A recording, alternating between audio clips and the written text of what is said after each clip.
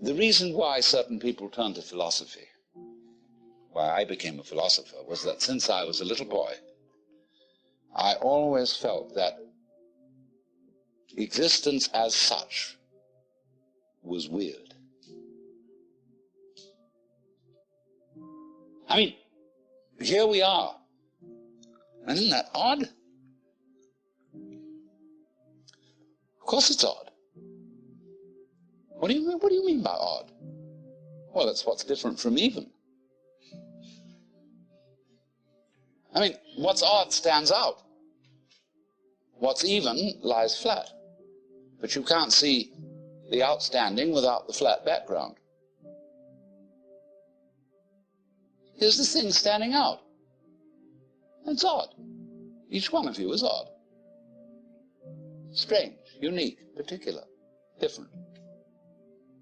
How do we know what we mean by that, except against the background of something even, that is not differentiated, like space?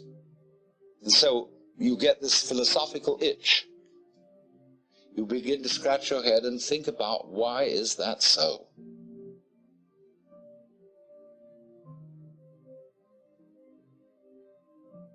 Well, after a while, you realize that's a meaningless question. And you ask, how is it so? Well, that leads you into science and other investigations.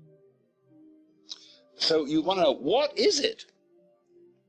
I mean, this happening, this thing called existence. What is it? You ask that question long enough, and it suddenly hits you that if you could answer it, you wouldn't know what terms to put the answer in. I mean, when we investigate the properties of nature, and we do get some answers, all the answers are in terms of particular structures, forms, patterns. And these can be measured, and their behavior can be predicted. But when I want to ask the question, what are the forms made of? I mean, what is it really? We can't think of any way in which we could answer the question, because we would have to have a class of all classes. When you ask the question, what? It's like saying, is you is or is you ain't? Is you animal? Is you vegetable? Is you mineral? Are you a Republican or a Democrat? Are you male or female? Are you a Christian or a Jew or a Hindu or what have you? We classify always to give an answer to the question, what is it? And when you classify, you distinguish an inside group from an outside group. Right.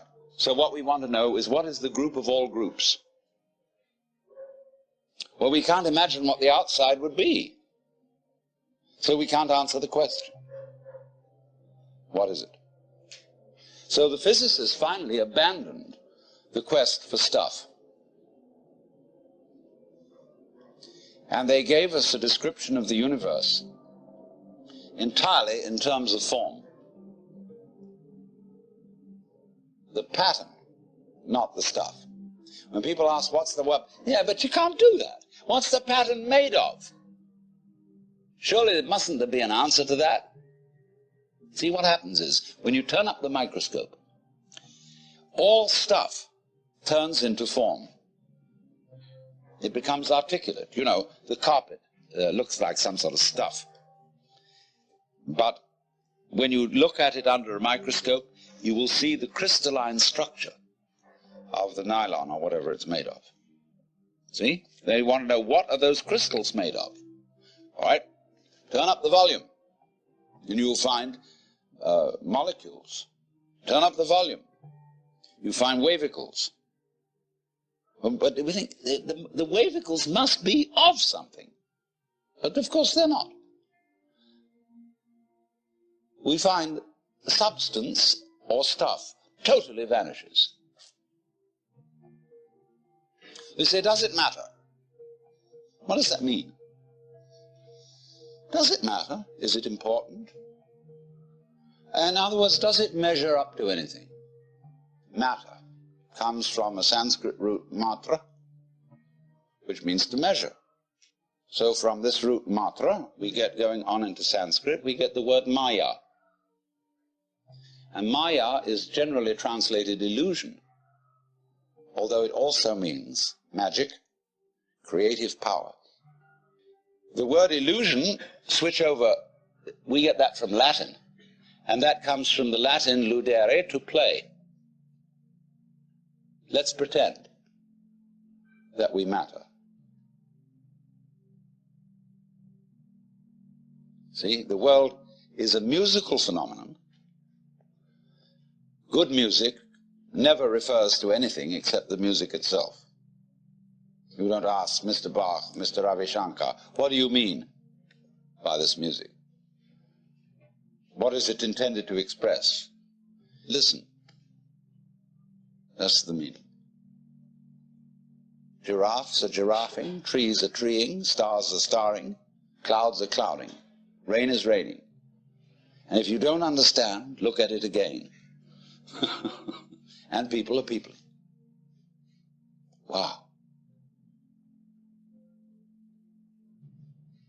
We notice that all these suchnesses appear and disappear.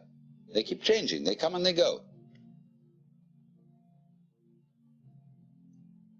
But if you get hung up on your particular form, I'll have to alter the language a little bit, because you see, your form makes a duality, whereas you are your form. You're what you're doing.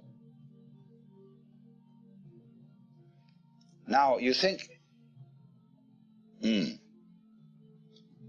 for some strange reason, I must make that go on as long as possible.